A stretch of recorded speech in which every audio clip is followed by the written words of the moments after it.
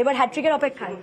আমার মনে হয় এটা ঘাটাল লোকসভা কেন্দ্রের মানুষ বলবে কে আমাকে তৃতীয়বারের জন্য পার্লামেন্টে পাঠাবে কি পাঠাবে না। কারণ আমি এটুকু বলবো কি কনফিডেন্স থাকা ভালো, ওভার কনফিডেন্স থাকা খুবই খারাপ। এটা পুরোপুরি ঘাটাল লোকসভা কেন্দ্রের মানুষের উপর ডিপেন্ড করছে।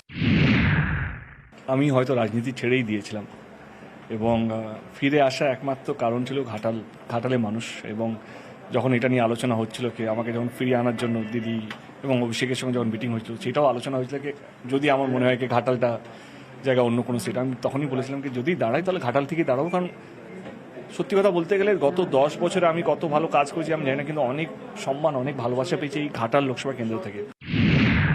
যখন দিদি বললো কি আমরা রাজ্য সরকার সেই দায়িত্বটা নিচ্ছে, এবার আমরা করব, তখন আমার মনে হলো কি এই ঘাটাল মাস্টার প্ল্যানে যারা এখানে থাকে তারাই বুঝতে পারবে কতটা জরুরি। মানে যারা ঘাটালের বাইরের মানুষ হয়তো অন্যান্য ডিস্ট্রিক্টের তারা বুঝতে পারবে না এই ঘাটাল মাস্টার প্ল্যানটা কেন এতটা জরুরি। গ্রামকে গ্রাম, মাসকে মাস ডুবে থাকে জলের মধ্যে। তো আমার মনে হয় কি সেইটার জন্য না হয় আরেকবার আমি রাজনীতিতে এলাম। এবং হার জিত নিয়ে আমি ভাবছি না, কিন্তু আমি এটুকু জানি কি যেই জিতুক না কেন ঘাটাল মাস্টার প্ল্যানটা হচ্ছে এবং 2024 থেকেই শুরু হবে। একটা অন্য দেশ মনে হচ্ছে কি দেশের মধ্যে একটা অন্য দেশ, যেখানে কেন্দ্র সরকার কোনো কিছু দিচ্ছে না, রাজ্য সরকারকে এমন ট্রিট করছে যেমন অন্যান্য রাজ্যগুলো পেয়ে গেছে। আমি প্রশ্ন করেছিলাম কি জব কার্ড, ভুয়ো জব কার্ড কতগুলো আছে, সবচেয়ে বেশি তো উত্তরপ্রদেশে আছে।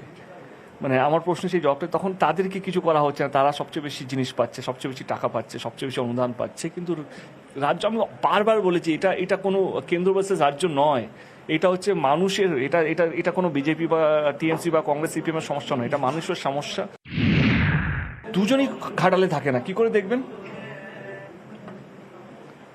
উনি খড়গপুরে এমএলএ, কলকাতায় থাকেন।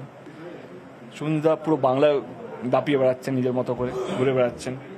তিনিও তমলুকে থাকেন, পূর্ব মেদিনীপুরে তার বেস, কাঁথিতে। কি করে দেখবেন ঘাটালে আমাকে? আরে ঘাটালে দেখতে হলে ঘাটালে এসে থাকতে হবে। এবার তোমার বিপক্ষ হিরণ, এক সময়কার সহকর্মী, এবং কি বলবে হিরণের?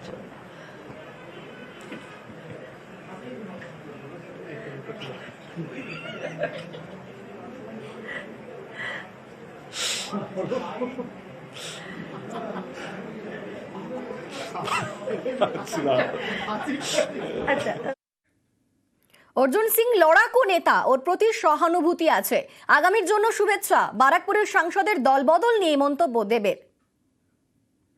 অর্জুন সিং কালকেই বিজেপিতে জয়েন করেছেন।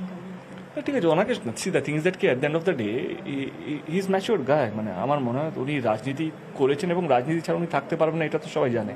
এবং অর্জুনদাকে আমি চিনি না এবং আমি ব্যারাকপুরের পলিটিক্সও আমি জানি না কি চলে কি চলে না। আমার অর্জুনদাকে নিয়ে ওইটুকু সহানুভূতি আছে ব্যক্তিগতভাবে, কারণ আমার মনে হয়েছিল একটা লোক যে বিজেপি থেকে আবার টিএমসিতে এসছে, তাকে কিছু নিশ্চয়ই প্রমিস করা হয়েছিল। ওনার কথা শুনে আমার হয়েছিল না ঠিক আছে, মানে ওনার সঙ্গে কিছু একটা হয়েছে। বাট আমি আবার বলছি এটা আমার ব্যক্তিগতভাবে, দল যেটা ঠিক করবে সেটাই সবচেয়ে বেশি ইম্পর্টেন্ট। কারণ ব্যারাকপুরের পলিটিক্স আমি জানি না, ওইটা ঘাটালের মধ্যে পড়ে না, তো আমার ইন্টারভেন্স করার কোনো প্রশ্নই ওঠে না। বাট হ্যাঁ, অর্জুনদার প্রতি আমার সহানুভূতি আছে এবং লড়াকু নেতা, এবং আমার শুভেচ্ছা ওনাকে।